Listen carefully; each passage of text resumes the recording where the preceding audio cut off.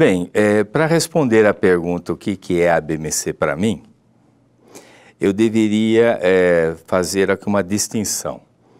A BMC para mim é uma fonte incrível de emoções. Eu fui presidente da BPMC algumas vezes, 3 mandatos. Então eu tenho um carinho muito especial, né? Basicamente, a BPMC é como se fosse uma filha, né? Eu me emociono um pouco porque são memórias muito, muito queridas, né? Em 92, o Bernard Ranger criou a BPMC e realizou o primeiro congresso da BPMC no Rio. Nesse congresso estavam presentes mais ou menos 120, 130 pessoas. O segundo congresso deveria ser feito em São Paulo, mas por um problema administrativo não foi possível, então ficou assim no ar, quem que poderia e onde poderia ser feita a BPMC. Então eu me ofereci, eu era simplesmente um colaborador, eu não era da diretoria, eu me ofereci para realizar em Campinas esse segundo congresso, né? Então o segundo, ele foi feito com o Ranger presidente e o nosso grupo de Campinas como os organizadores, né?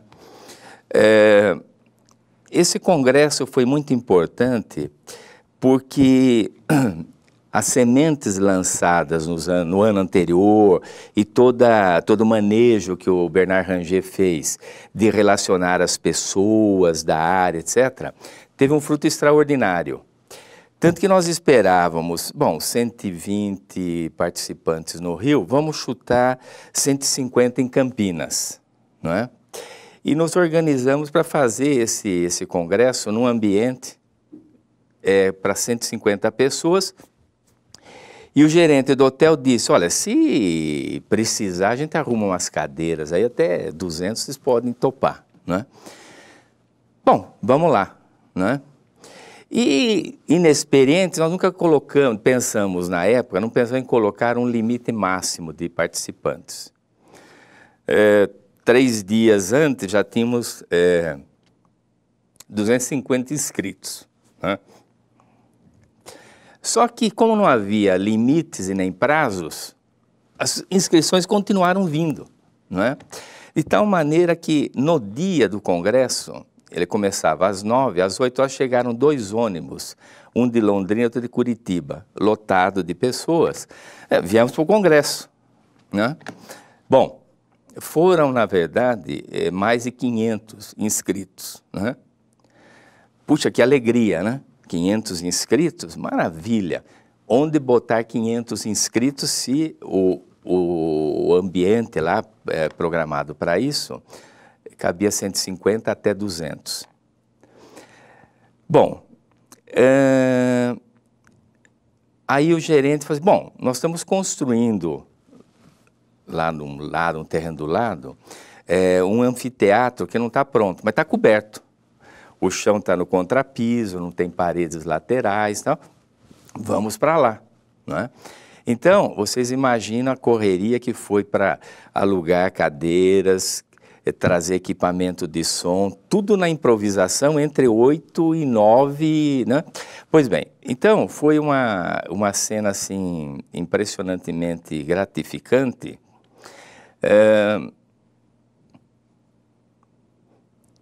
E a reação do público, entendendo que aquelas condições precárias eram um indicativo do sucesso e não da desorganização nossa, né?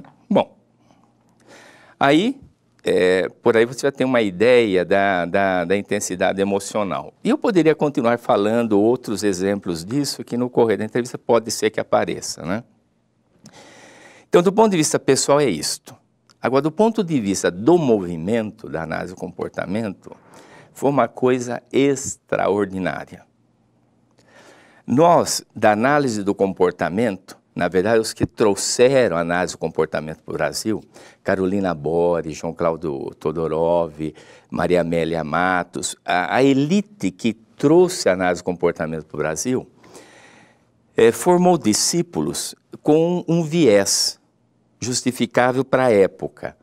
Esse viés era, nós temos que fazer pesquisa, a psicologia tem que ser uma coisa séria, nós temos que trabalhar com dados e não com interpretações de dados e E isso inibia o avanço para a área de aplicação. Portanto, nós nunca conseguimos formar uma comunidade coesa. Eram grupos separados, estamos na década de 90. Eram grupos separados, 80, 90, que trabalhavam isoladamente e que, quando faziam trabalhos de aplicação, não davam muito notícias disto, porque eram, vamos dizer assim, os desgarrados, os atrevidos e assim por diante, né? O Bernard Ranger tinha uma outra formação. Ele não foi originalmente desse grupo de análise do comportamento, ele tinha mais uma formação influenciada pela Inglaterra, que nós chamávamos na época de terapia comportamental. E, como tal, ele não tinha rabo preso e nem submissão a esse grupo que comandava a análise do comportamento. E tinha um sonho, unir todos aqueles que trabalhavam com a análise do comportamento ou, um termo mais abrangente, terapia comportamental. Então é gozado. Enquanto o grupo original defendia pesquisa, o Bernard Ranger assim, por que não defender a aplicação sem nos separarmos da pesquisa? Foi impressionante. Como era um elemento de fora, ele não tinha temores de ser avaliado, ele não estava influenciado por restrições, e ele fez um trabalho muito de formiguinha de procurar esses núcleos nas diferentes cidades do Brasil, porque a gente não se reúne, porque a gente não forma associação. E um pressuposto, não há diferenças entre grupos, todos estamos interessados em terapia comportamental, o que nos unia era o comportamental. E havia diferenças de ideologia, de procedimentos, de pressupostos, havia. Por exemplo, terapia cognitivo-comportamental, ela tem diferenças importantes relacionadas ao comportamento, mas ali não havia explicitado essa diferença. Foi tão assim produtivo isto que a BPMC vingou, naquele tempo era chamada de medicina comportamental, porque os médicos também trabalhavam com a gente e foi uma maneira de a nossa área dos comportamentalistas nos abrirmos para ter contato com os psiquiatras, que viriam aí, depois de algum tempo, a ser uma fonte importantíssima de encaminhamento e de formação de um respeito pela análise do comportamento, pela terapia comportamental, coisa que nós vivíamos em descrédito. Os comportamentalistas só trabalham com problemas simples, eles não trabalham com sentimento, todos aqueles preconceitos, todo esse... Bom, então, em resumo, respondendo a sua pergunta, eu diria assim que, do ponto de vista particular, é uma emoção muito grande. Mas do ponto de vista da análise do comportamento, da terapia comportamental, foi uma coisa muito mais abrangente e muito mais definitiva. Hoje existe interesse na terapia comportamental porque o Bernard Ranger teve essa luz e essa coragem de fundá-la.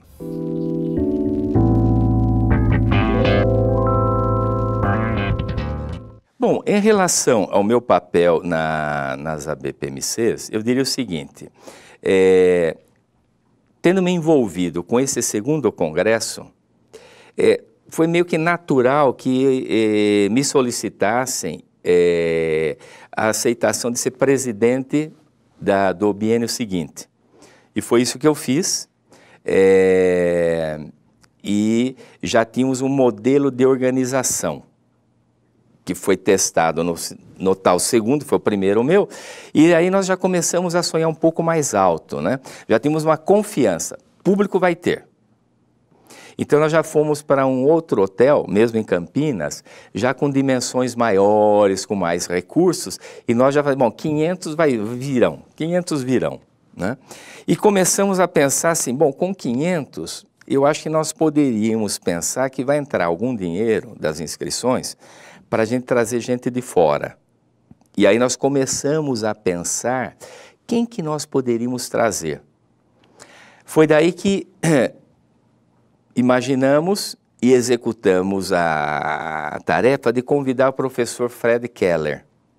Keller, para quem não sabe, que não tem conhecimento, na década de 60, foi quem trouxe a análise do comportamento para o Brasil. E foi ele que foi, vamos dizer assim, o iniciador do treinamento e a preparação dos primeiros professores, que depois se desenvolveram. Então, ele, se nós pudermos falar, é o embrião original. Por que não trazer o professor Keller?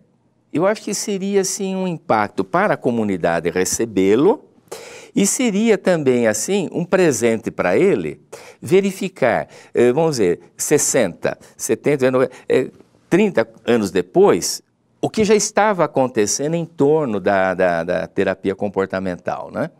Só que nós esquecemos um detalhe quase que irrelevante, né? O professor Keller estava com 95 anos de idade. Mas 95, acho que dá, né? Pois bem, todo mundo achou que era uma ousadia muito grande, até o professor Keller. Telefonamos para ele, professor Keller, estamos pensando em trazê-lo para cá e tal. Ele falou, olha meu filho, já estou muito velho. Quando a gente é criança, a gente pede para os pais deixarem a gente sair de casa. Nesta idade, a gente pede para os filhos autorização para sair de casa, né? Então, eu não sei se meu filho vai me deixar ir para o Brasil. E sozinho, no avião, já tenho essa idade, ultimamente pouco saio de casa, etc. Mas eu vou tentar, né? Pois não, professor Keller, então, daqui um mês nós ligamos de volta para ver o que o senhor conseguiu aí, né?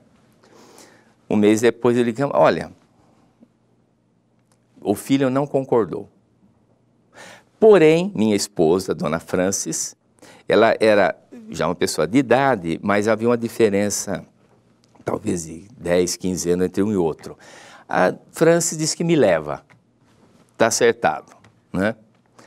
Aí,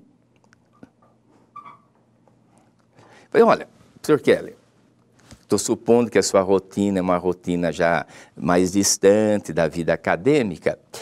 Nós queríamos vê-lo e ouvi-lo, mas não precisa criar nada original. Traz um trabalho que já foi apresentado, nós não queremos estressá-lo e assim por diante, né? Não, pode deixar, né? E veio. E veio para nossa surpresa, ele datilografou.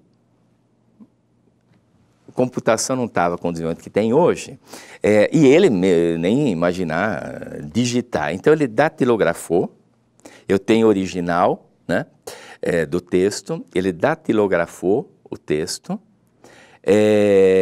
completamente inovador. E para nossa surpresa, o que ele fez? O Keller fez muita coisa maravilhosa pela análise do comportamento, mas a grande contribuição dele foi o curso personalizado, que foi desenvolvido em Brasília, Carolina, Rodolfo Aze, um outro colega do professor Keller, o Gil Sherman e tal. Então, o que ele fez? Foi uma avaliação dos caminhos deste projeto de ensino personalizado, né? Então foi uma coisa assim muito importante pelo lado humano. Ele que estava aposentado e alijado do mundo da psicologia, né, sentar-se e fazer uma revisão crítica, uma avaliação do que veio a ser o que ele criou. E infelizmente, mas realisticamente, né, ele concluiu que o projeto era muito prematuro para a nossa sociedade. Era um projeto que desenvolve a crença no indivíduo e não na competição e sucesso do indivíduo. A crença de que, dadas as oportunidades, as pessoas crescem e dão o melhor de si. e que não é através de uma nota diferenciada, 10 versus 5, que você qualifica e classifica as pessoas, mas dando a oportunidade para que todos cheguem à nota 10. Bom, em suma, ele faz uma análise do pioneirismo, da ideologia, dos conceitos que o curso propõe, e mostrando que tudo isto pode ser concretizado através de conceitos e procedimentos de análise do comportamento. Então, era uma utopia possível, apoiada em evidências experimentais. E daí a conclusão, né? Eu estou redigindo a conclusão da minha maneira, né? Mas a conclusão foi o seguinte, né? É uma utopia prematura. A sociedade ainda defende o individualismo, a competição, as pessoas têm que ser selecionadas pelo seu ímpeto de chegar na frente e não para dar a oportunidade. Então, é um texto muito significativo, né? Então, esse foi um ponto alto também. A vinda do professor Kohlenberg, também veio para o Brasil, foi um dos nossos convidados, foi que deu o início para a terapia funcional analítica ganhar terrenos aqui. Já algumas pessoas conheciam os textos do professor, mas ele vindo aqui, ele também semeou sólidas sementes, né? Um pouco mais para frente, a aba americana estava com um projeto de internacionalizar os seus congressos. E fez uma experiência, fez uma primeira experiência, e eles estavam ávidos de aproveitar isso e fazer um congresso de maior impacto. E onde faríamos isso, né? Eles decidiram que seria o Brasil. Porque nós tínhamos uma história de análise do comportamento e tal, o professor Kelly e outros, né, eram conhecidos desse grupo, né? Então nós fomos escolhidos e realizamos, ainda em Campinas, esse congresso internacional. Então vieram professores, estudantes, participantes dos Estados Unidos e outros países, e então o Brasil sediou esse encontro internacional. Então esse também foi um grande momento, né? Avançando um pouco mais, as coisas vão se assentando, porque nós acreditamos na seleção pelas consequências, né? Consolidar